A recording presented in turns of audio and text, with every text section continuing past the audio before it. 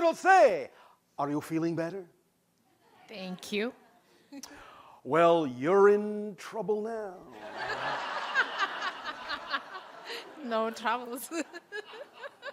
All right, you may proceed. First of all, thank you for this experience. Oh, thank you for the co-creation.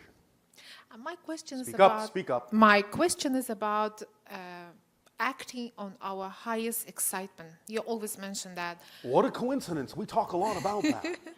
But how about sometimes I push myself to meditate, to go to the gym, to study, but after that I feel really good. All right, stop. When you look at the idea of acting on something that contains more excitement than something else, but you find that you have to push yourself to do it, it may be because of one of two things, generally. Can be other things, but one of two major things generally. Number one, it may not necessarily be representative of your excitement, or you may be coloring the way you go about it to make the way you go about it seem not exciting when you could be going about it in a more exciting way. That is part of the overall excitement instead of just looking at it as a means to an end. Is this making sense?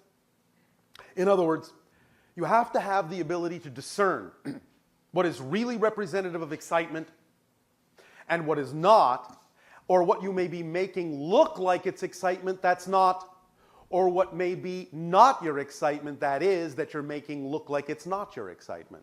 Many things in your belief system can color the way you look at the way you go about doing things. And if you have a different definition, a different belief about a process that is different than the thing itself, and you're not seeing the whole thing, the process and the thing, as one thing, then you will separate those things out and saying, well, the thing itself is exciting when I do it, but getting myself to do it is difficult. Well, that means you're making a segregation between the idea of doing it and getting to do it, when it's actually one thing. If it was something you were really excited about and doing it in the most exciting way you can imagine, nothing would stop you. There'd be no hesitation, and there would be no difficulty. Is this making sense? Usually fun things come, easily. You just don't have to push yourself. Exactly, and that means then you're in alignment with not only the thing itself, but all the ways in which you allow yourself to arrive at the doing of that thing, which are actually all part of doing that thing. This is why we say when you act on your excitement, it's very important, not just the thing itself, but how you do it, where you do it, with whom you do it.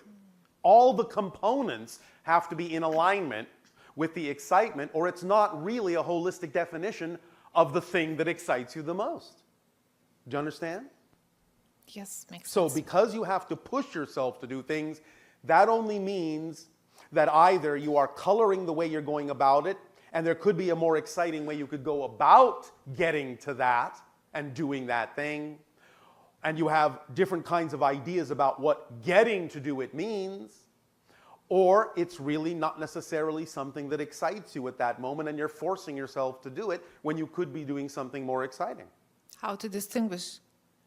Well, as I said, it takes honesty. It takes real self-evaluation. You have to be honest as to whether or not you're actually coloring it. But it comes with a simple question. Again, what would I have to believe is true relative to this experience about myself that makes me feel what I feel? Where's the resistance coming from? What is it I'm actually resisting? Resistance is usually the product of fear.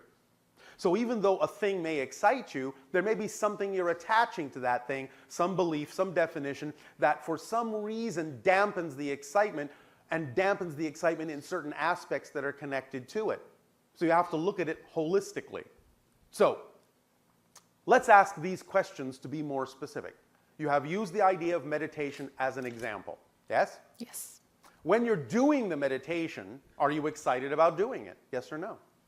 Yes, during and after especially, I All feel right. very good. So the question would be, what's different in your definition between doing it and after you do it to getting to do it?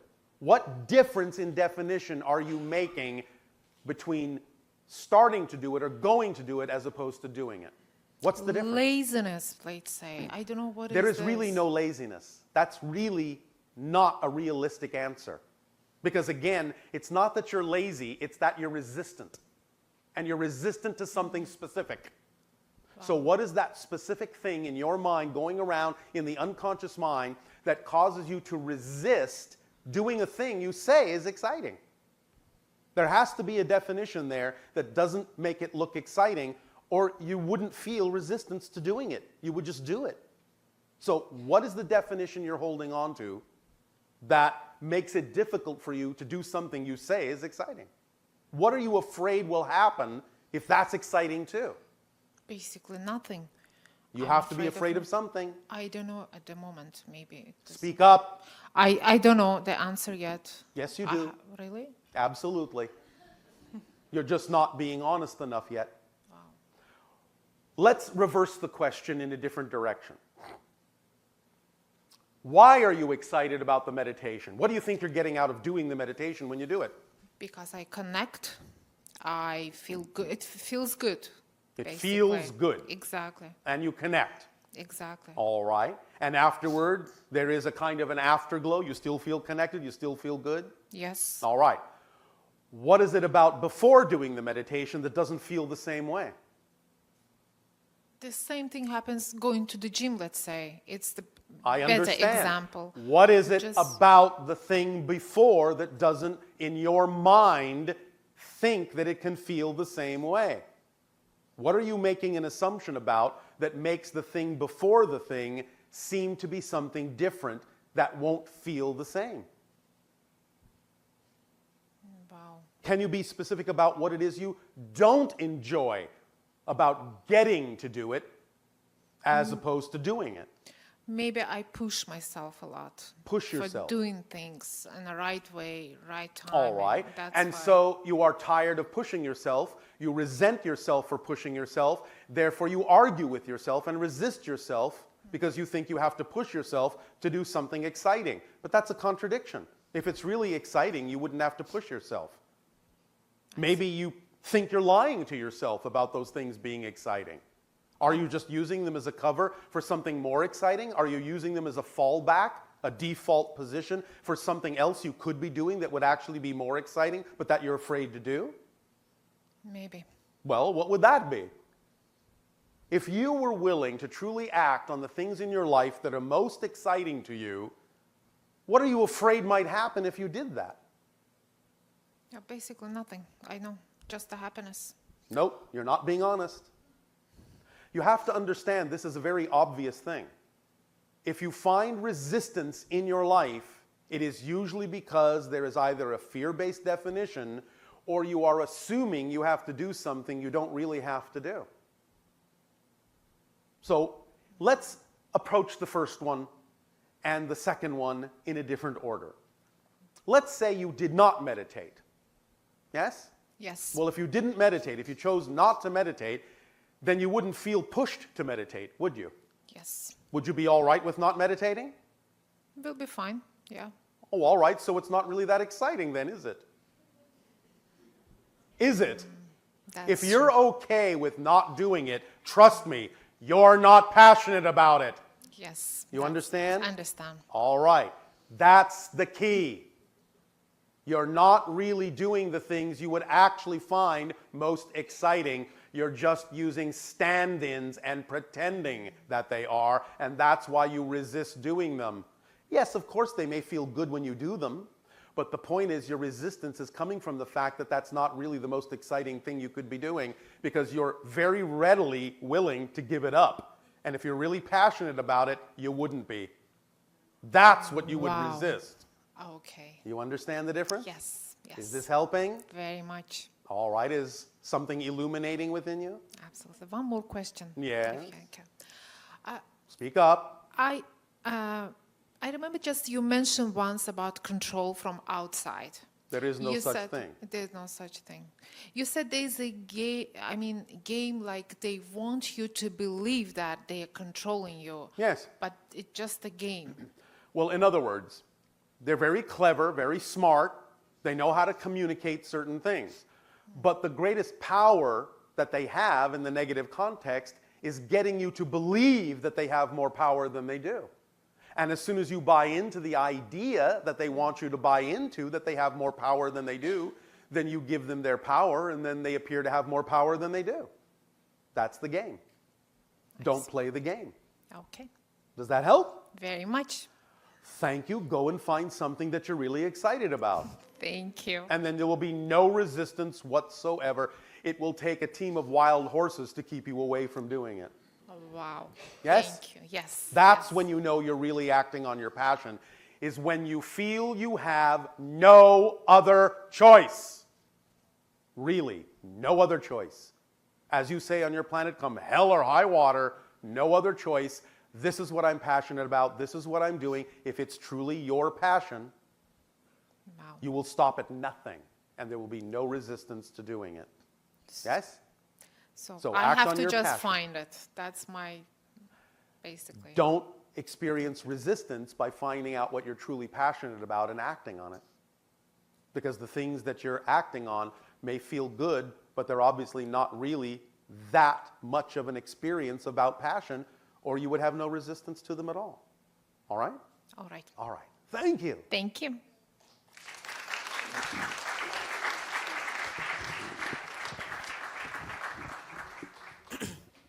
Hello, Tadeo. Good day to you, Nania. Speaking of hell, Yes. I wanted to ask you, in your travels of contact, what is the darkest, most negative civilization that you've encountered, and how would that compare with what you see on Earth?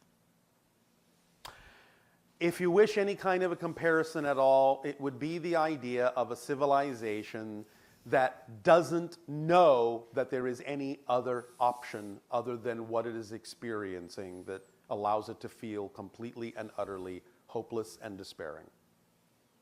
And in that despair, there is absolutely no inkling that there can be anything else.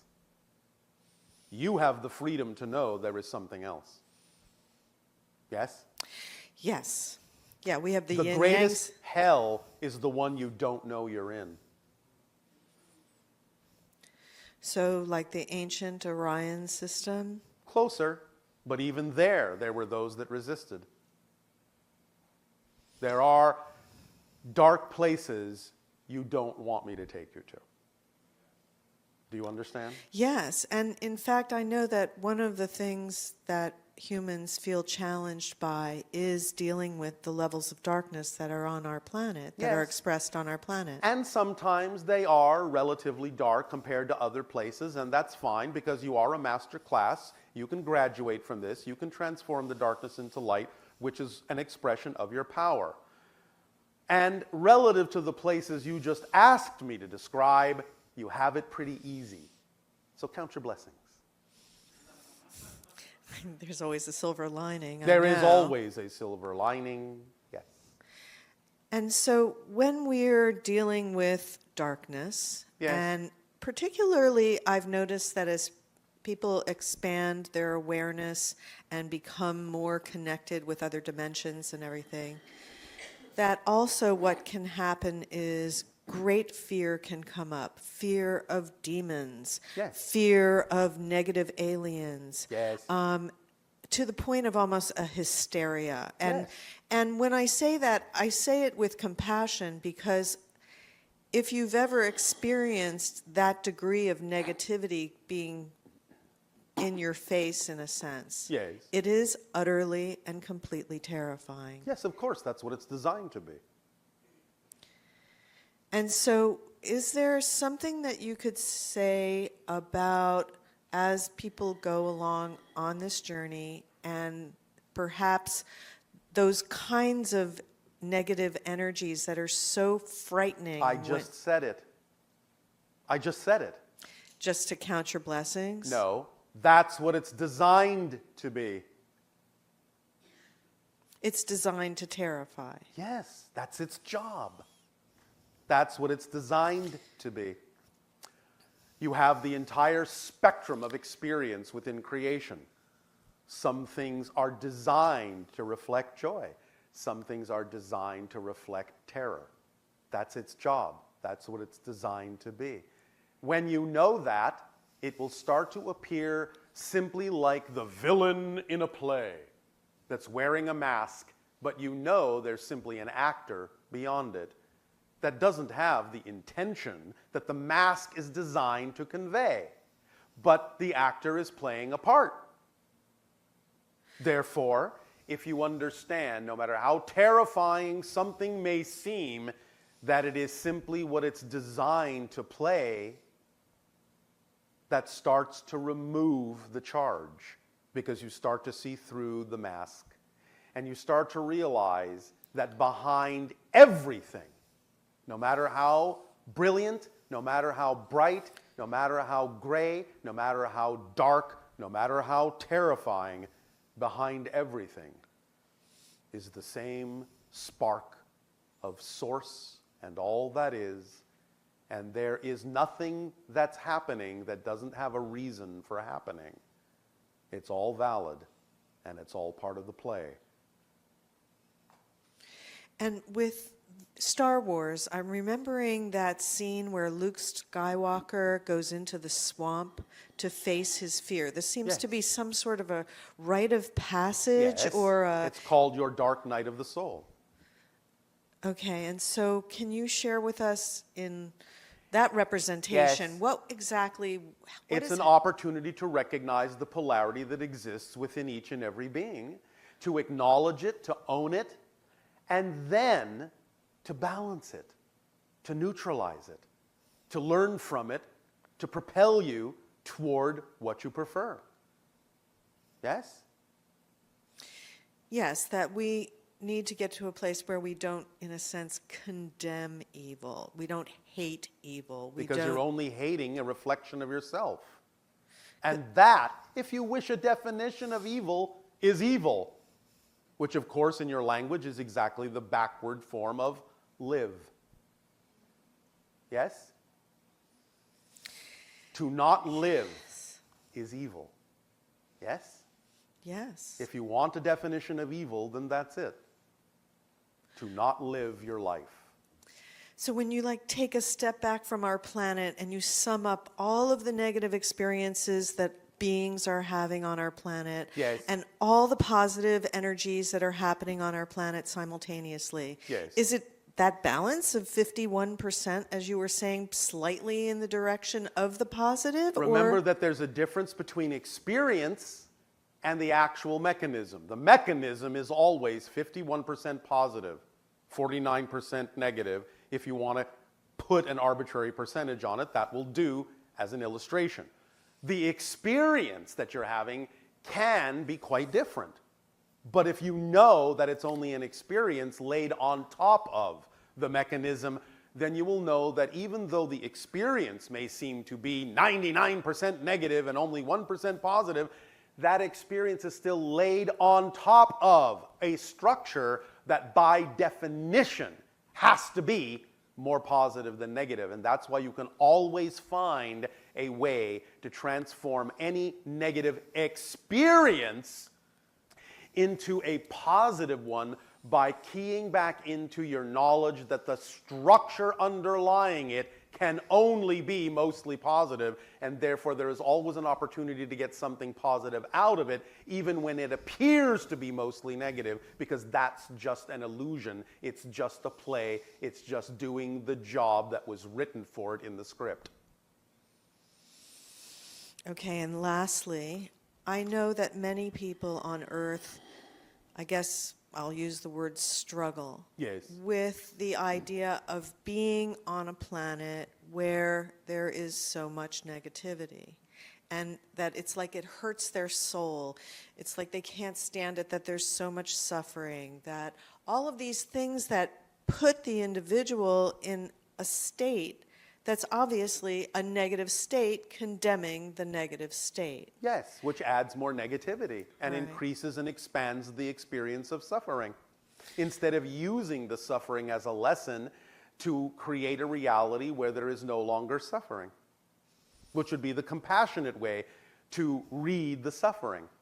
to understand that someone who is choosing an experience of suffering can actually be a great teacher exercising great power, power enough to be willing to express an experience of suffering so that others may avoid it, if they take that path. But if they simply go into the idea of negativity about it, then they're only increasing the suffering, and they're actually missing the point of why a masterful being may have chosen to experience suffering, to illuminate to others that they don't have to experience that. Yes? Yes, so if individuals find themselves, in a sense, getting down about the Yes. way things are and everything, Yes. if we were to think of one image, one way of illuminating your frequency and feeling good about Earth, Take responsibility. I chose to be here. Why? I am here to experience something that will allow me to recognize myself as more than I recognized myself as before. There is a positive reason that I can extract from every experience here. That's why I chose to be here, not only for myself, but in extracting positive experience from even the negative situations. I will act as a shining example that will help all others know they can do so too. I am here for them. I am here for me. I am here to have an experience of all that is equally valid to any other experience. And it's about finding a way to allow this to work for me instead of assuming in any way, shape, or form that I am a victim at anyone's mercy, because everything is in my hands here. And it is all made out of unconditional love. All I have to do is align with that knowledge, and I will experience it to be so. beautiful. Thank you so much, Tadeo. You are welcome, Nania. On that note, you may all begin to relax and take a deep breath in and really begin to relax into yourself.